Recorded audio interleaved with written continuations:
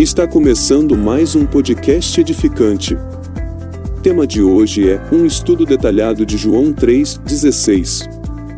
Esse podcast é inspirado no artigo escrito por John Owen e divulgado por Reformados 21. Deixa seu like e compartilhe o podcast para edificação de mais vidas.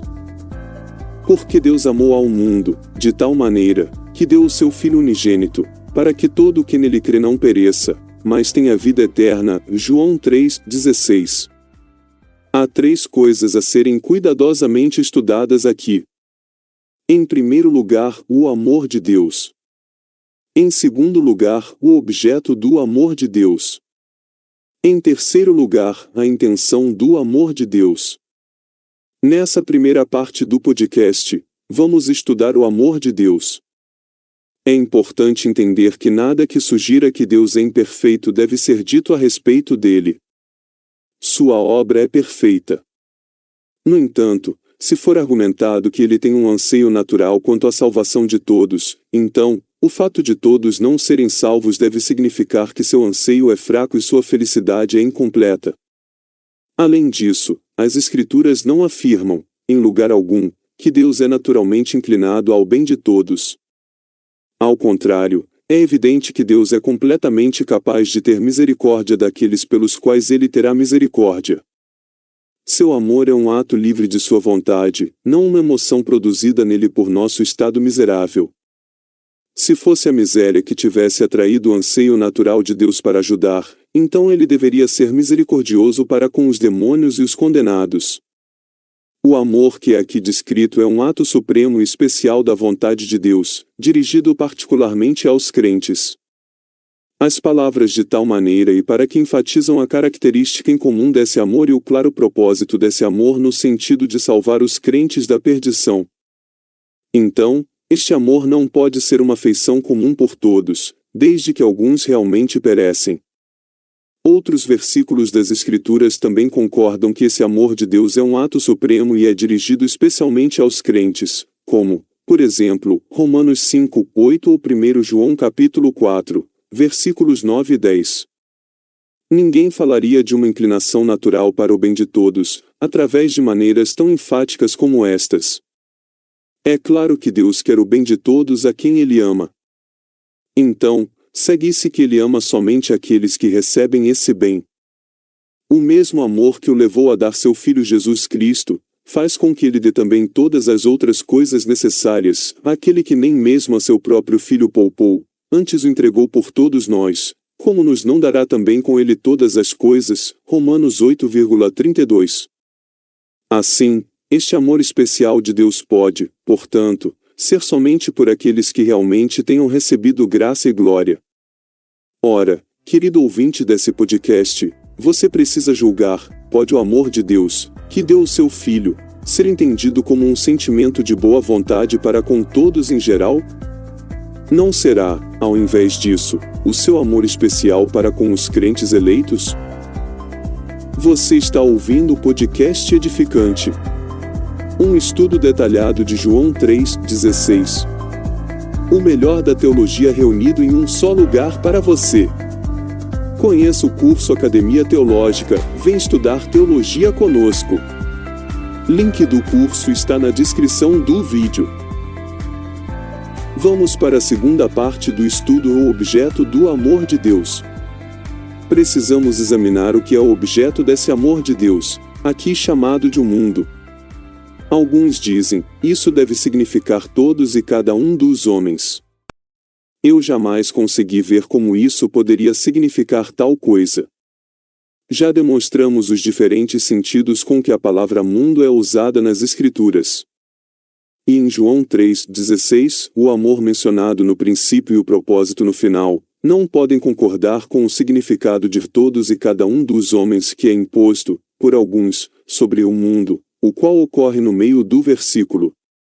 De nossa parte, entendemos que essa palavra significa os eleitos de Deus espalhados pelo mundo entre todas as nações.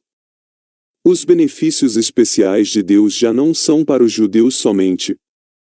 O sentido é, Deus amou os seus eleitos em todo o mundo de tal maneira, que deu o seu Filho com esse propósito, para que os crentes pudessem ser salvos por ele. Há várias razões que corroboram esse ponto de vista. A natureza do amor de Deus, conforme já examinamos aqui, não pode ser considerada como sendo estendida a todos e a cada um dos homens. O mundo, neste versículo, tem que ser aquele mundo que realmente receba a vida eterna. Isso é confirmado pelo versículo seguinte, João 3:17, onde, na terceira ocorrência do termo mundo, é afirmado que o propósito de Deus ao enviar Cristo foi para que o mundo fosse salvo. Se mundo se refere aqui a quaisquer pessoas senão aos crentes eleitos, então Deus falhou no seu propósito. Não ousaríamos admitir isso. Não é raro, de fato, o povo de Deus ser designado por termos, tais como mundo, toda a carne, todas as nações, e todas as famílias da terra.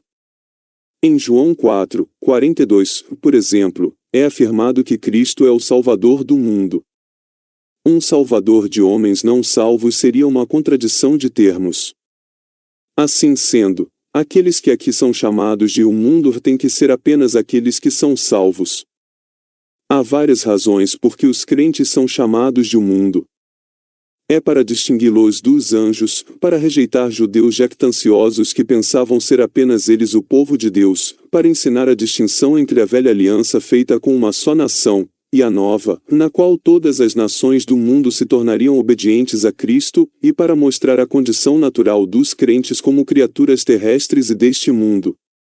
Se for ainda argumentado que mundo aqui se refere a todos e a cada um dos homens como sendo objeto do amor de Deus, então, por que Deus não revelou Jesus a todos a quem Ele tanto amou? É muito estranho que Deus desse seu Filho para eles, e, no entanto, nunca lhes falasse desse amor, pois milhões jamais ouviram o Evangelho. Como pode ser dito que Ele ama todos os homens, se, na sua providência, esse amor não chega a ser conhecido por todos os homens? Finalmente, mundo não pode significar todos e cada um dos homens, a menos que estejamos dispostos a admitir que o amor de Deus em relação a muitos é em vão, porque eles perecem. Cristo foi enviado em favor de milhões que jamais o conheceram, Cristo foi enviado em favor de milhões que não podem crer nele. Deus muda seu amor para abandonar aqueles que perecem, ou ele continua a amá-los no inferno.